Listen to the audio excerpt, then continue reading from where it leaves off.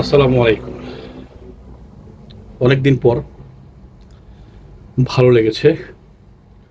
আর ভালো লাগার কথাগুলো প্রকাশ করতে হয়। সেটা সামাজিকভাবে হোক আর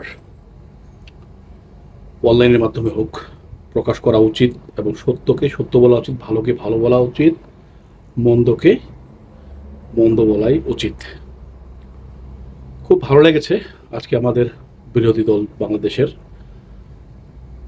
ডক্টর শফিকুর রহমান স্যার, উনি আজকে যে কথাগুলো বলেছেন সংসদে, মাশাআল্লাহ।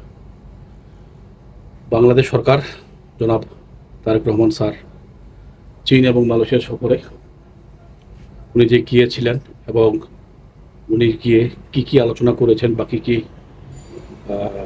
ওখানে হয়েছে কথা, এ দেশের জন্য ও দেশের জন্য কিভাবে কি করলে আমাদের দেশের জন্য ভালো হবে, সেই বিষয়গুলোর উপর ডক্টর শফিকুর রহমান, আমাদের বাংলাদেশ বিরোধী দলের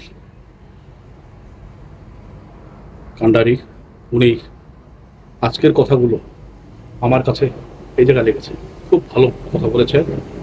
আশা করি আগামীতেও উনি ভালো কথাই বলবে, কারণ দেশটা তো শুধু সরকার দলের নয়, দেশটা তামাম বাংলাদেশি, তামাম বাংলাদেশ আমাদের সবার, সকলের। যেভাবে ভালো হবে আমাদেরকে সেভাবে সামনে এগিয়ে যেতে হবে, এটাই তো হলো নিয়ম। হ্যাঁ, ওনারা বিরোধী দল হয়েছেন, 100% তাদের বিরোধিতা করার রাইট আছে।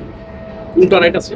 সরকার যদি কোনো একটা অন্যায় করে, সরকার যদি কোনো একটা ভুল করে, সেটা ধরে দেওয়া তাদের দায়িত্ব এবং কর্তব্য, এটা তাদের রাইট আছে 100%।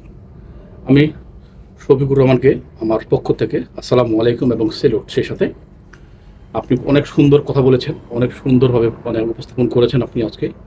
আপনার কথা সারা বাংলাদেশের মানুষ আপনাকে অবশ্যই বাহবা দিবে। আশা করি আপনি সামনে এমন থাকবেন। তবে সরকার দল যদি কোনো ভুল ত্রুটি করে, সেটা আপনাদের দায়িত্ব ধরিয়ে দেওয়া, সেটা ধরিয়ে দিয়ে একটা সঠিক লাইনে আনা। তার মানে এই করবেন না যে এই সরকার আর বেশি দিন সময় নেই, দেশের আগে যা ছিল এখন তাই আছে, কোনো উন্নয়ন বা কোনো রকমই হয় নাই।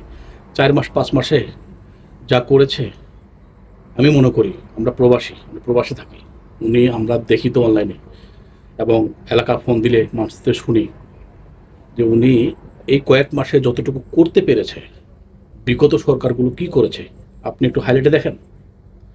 আপনি তো বাংলাদেশে থাকেন সবসময়, আপনি দেখেন যে উনি এই কয়েক মাসে কি করেছে আর বিগত সরকারগুলো ঠিক এই কয়েক মাসে কি করেছিল। এবং উনি বিদেশ সফর করেছেন। আগে প্রধানমন্ত্রীগুলো দেখতাম পুরা বিমান লোড করে তারা যেতেন এক বিমানে, কিন্তু উনি তা করেননি। কি করেছেন? 25 জন লোক নিয়ে উনি সফর করেছেন 2 দেশে। এটা কি ভালো কিছু নয়? যেদিন তিনি যাবেন সেদিন কোনো বহর নয়, যেদিন তিনি আসবেন সেদিন কোনো বহর নয়। প্রধানমন্ত্রী, এগুলো কি পজিটিভ রাস্তা নয়? সবাই মিলে সহযোগিতা করলে আসলে দেশের উন্নয়ন হবে। প্রধানমন্ত্রী যেই হোক না কেন, যদি সঠিক কাজগুলো করে সবাই তাকে সাপোর্ট করুন, পাশে থাকুন, তাহলে দেখবেন দেশ উন্নয়ন হবে, দেশের মানুষ ভালো থাকবে, আপনারা সবাই ভালো থাকবেন। কারণ বিরোধিতা করে কি হয় জানেন? শুধু ধ্বংসই ডেকে আনে, কিছু মানুষের জীবন চলে যায়। এমন বিরোধিতা করবেন না। আসসালামু আলাইকুম।